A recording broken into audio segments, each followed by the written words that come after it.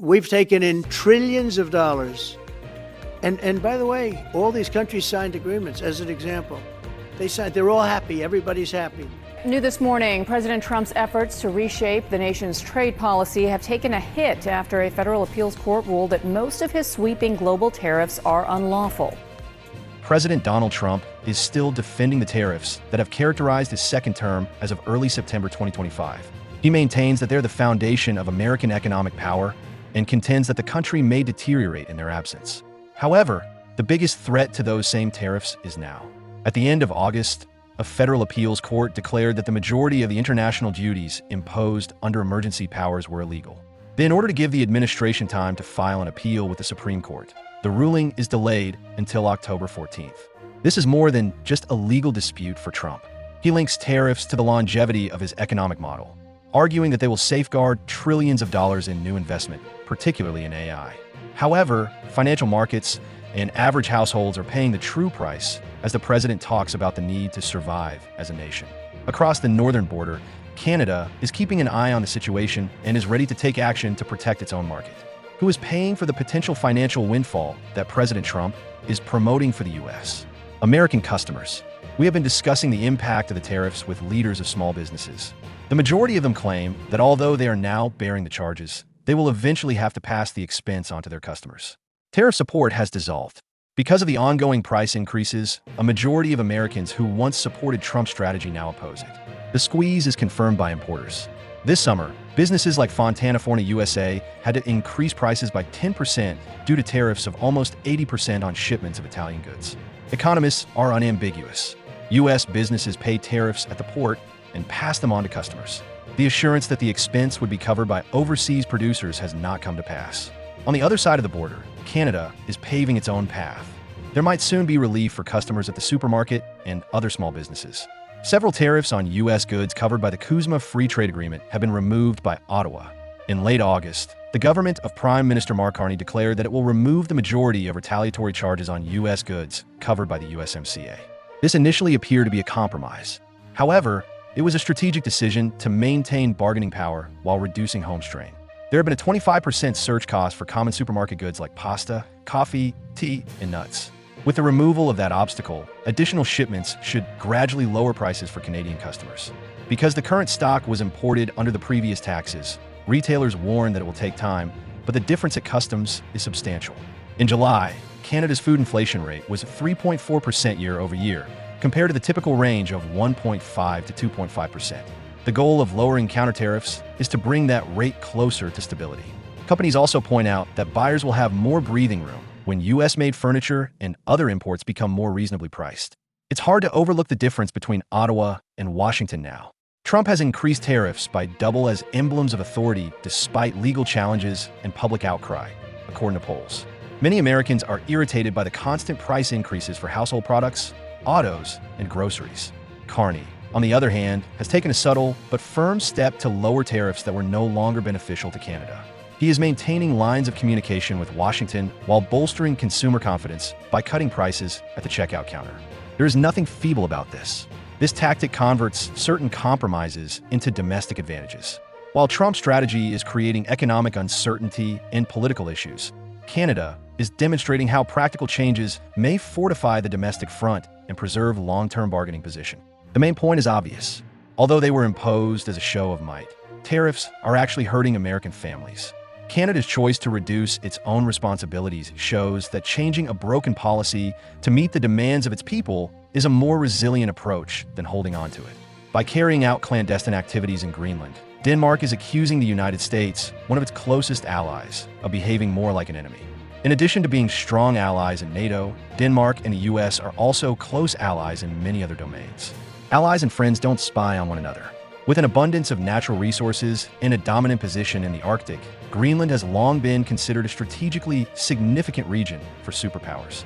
It has garnered significantly more attention than its actual size. The island is at the epicenter of conflict once more today.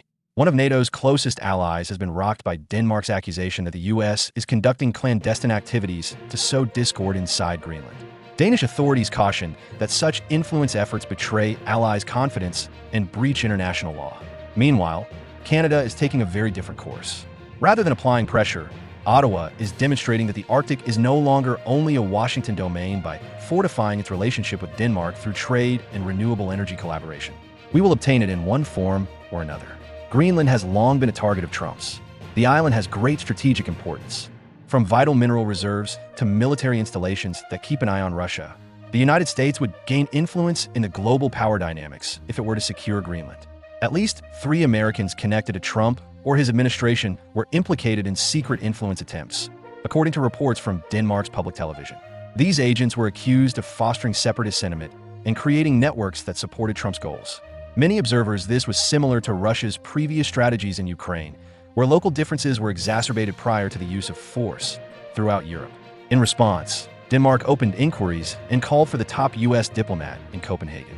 Beyond Greenland, the ramifications cast out on whether the U.S. is eroding confidence within NATO, an alliance designed to stop this very conduct. Like Canada, the U.S. and Denmark are NATO members. The people of Denmark, a startling investigation by a broadcaster revealed evidence that men connected to Trump attempted to enter Greenland, indicating intelligence that at least 3 Americans with ties to the president were engaged in clandestine influence operations. Trump has made repeated threats to invade the region, which shares crucial military sites in the Arctic and abundant vital minerals with Canada. While Washington's activities are controversial, Canada is working with Denmark to forge a more subdued but equally important position. In order to create what some refer to as a green trade corridor, Ottawa and Copenhagen have been collaborating. Canada connected its Atlantic provinces to Denmark's world-renowned offshore wind technology when it joined the Worldwide Offshore Wind Alliance in February 2025. Green hydrogen production for export to Europe is the goal of projects like the Taklu wind and hydrogen development in Newfoundland and Labrador, which is supported by Copenhagen infrastructure partners. Denmark's energy island concept, planning in Canada, is already being impacted by artificial platforms that link wind farms with hydrogen manufacturing. In addition to energy, Canada's aluminum industry is growing. Canadian aluminum is one of the cleanest in the world because it is primarily made using hydropower. Aluminum made using fossil fuels will be subject to higher taxes when the European Union's carbon border adjustment mechanism goes into effect in 2026, giving Canadian producers a competitive edge. Benefit as Europe searches for trustworthy low-carbon suppliers. According to official figures, bilateral commerce between Canada and Denmark reached approximately $2.7 billion in 2024. However, the type of trade being established is where the true relevance lies. In sectors such as Arctic cooperation, hydrogen, and green energy technologies, Canada and Denmark are establishing the foundation for lasting impact. 2 contrasting futures are revealed. Donald Trump, on the one hand, seeks influence by claimed clandestine activities and threats. Conversely, Canada and Denmark strengthen their positions through collaboration, environmentally friendly sectors, and a stable connection to Europe. Canada is not just responding to pressure from the United States.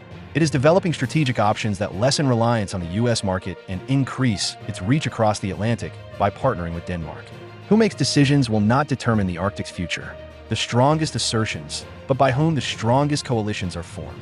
Canada and Denmark are already strong on that front, demonstrating that influence can be gained via cooperation rather than coercion. Postal services around the world are currently stopping shipments to the United States. President Trump signed an executive order last month. Under $800 worth of imported goods will be subject to country-specific tariffs. Beginning on Friday, a single executive order was the first step. The de minimis exemption, which permitted packages under $800 to enter the U.S. duty-free, was eliminated by President Donald Trump. That exemption ended on Friday. The effect was instantaneous. Shipping to the United States was halted by postal systems in Australia, India, New Zealand, the United Kingdom, and throughout Europe. States, North America, also experienced the shock. As if Donald Trump's tariffs weren't painful enough, small business owners in Canada now have to prepare for increased expenses as the U.S. eliminates the exemption from shipping charges. Small firms in Canada, America's closest trading partner, were frantically trying to maintain sales south of the border.